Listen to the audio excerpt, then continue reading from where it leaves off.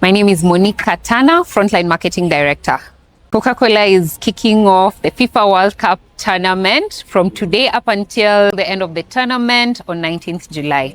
We're bringing the emotional experience of the FIFA World Cup right into Kenya for the Kenyan fans.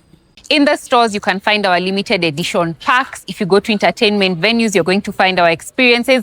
And online, we have a lot of immersive experiences that you can enjoy the FIFA World Cup. So Coca-Cola has been partnering with FIFA for nearly 5 decades. This means that we have a wealth of experience on what football fans really want and how they really enjoy their football.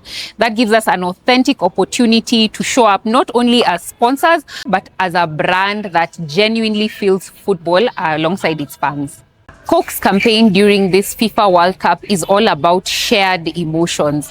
So our role is to provide the uplift that you need to ride the roller coaster of emotions that are there during this World Cup season.